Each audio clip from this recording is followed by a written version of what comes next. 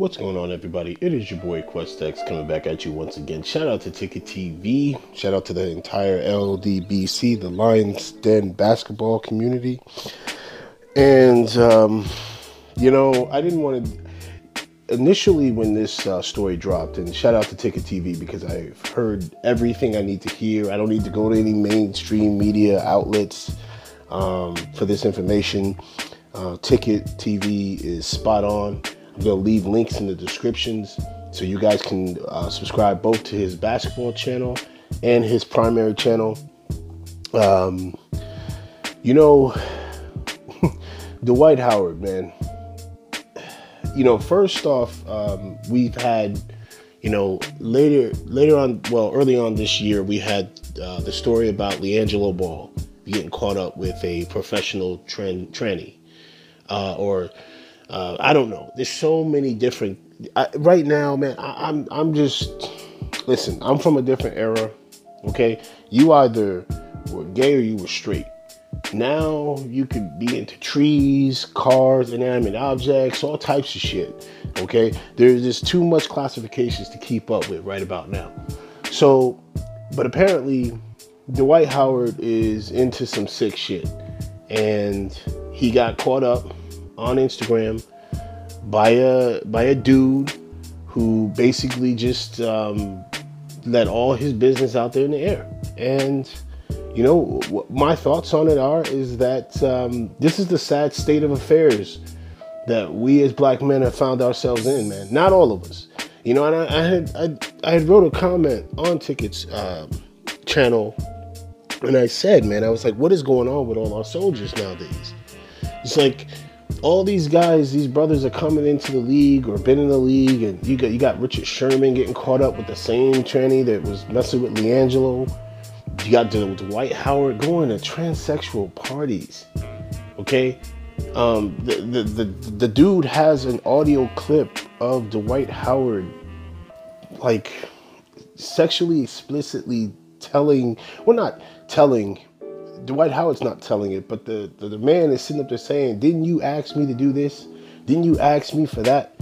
Didn't you tell me you wanted this done to you and that done to you? I mean, just, to me, nauseating things, okay? Because that's just not how I roll. That's not my direction. I don't deal with any of that.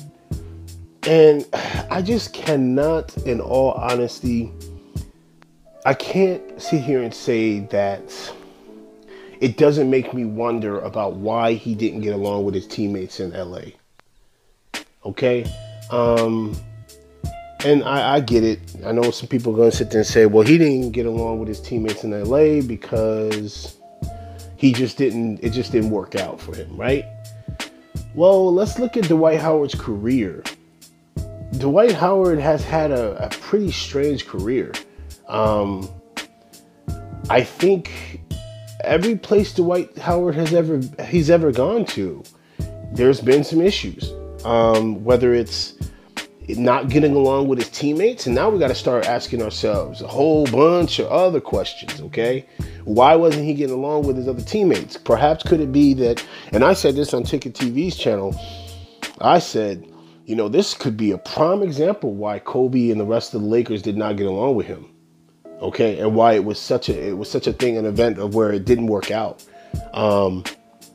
and he had to move on. Perhaps this was a well-known quote-unquote secret, and this is why Dwight Howard hasn't had a permanent landing spot throughout his career. Perhaps the fact that, and then from what the man released on this information and putting Dwight Howard on blast, she's also saying that, Dwight was being reckless with it. I wrote a comment and I said, it's on some Magic Johnson reversal shit.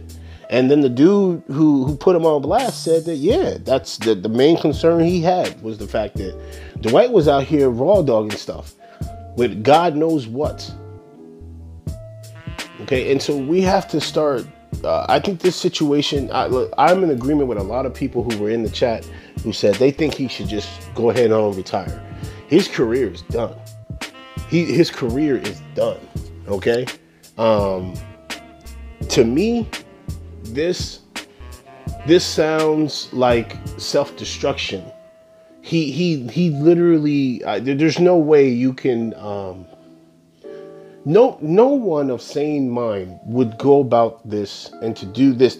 From what this man alleges Dwight Howard was doing, this was self-destruction. This person and Dwight Howard, whatever was going on with him mentally, because this is, and let's be honest, let's take a really honest assessment of Dwight Howard. There have always been questions about Dwight Howard's toughness, about his mental, his mental fortitude, put it that way, right? We've all heard the stories. Okay, let's not try to sugarcoat this and act like it's not true, because I remember the main theme, okay, throughout Dwight Howard's career has always been he never quite lived up to the potential that he could have been because he didn't have toughness. He didn't have grit. Something like this comes out. Oh, hell yes, it's making me question, is this attached to it? Were you in, I guess when they say that people are in turmoil about who they really are on the inside, like that shit can affect them, how they perform in their daily activities. Like, let's be honest here. I don't think I'm asking too much. But listen, to me, Dwight Howard, go ahead, just retire, bro. Because to me, I'm going to be honest with you, Dwight Howard has always been seen as the clown in the NBA. He's like the guy who jokes around too much, never really has been taken as a Rough Rider. Oh, I shouldn't even use that term. Damn. That sounds real bad, especially dealing with this situation. But you know what I mean. You know what I mean? Like, he's never been, he wasn't a Ben Wallace of the NBA. You get what I'm saying?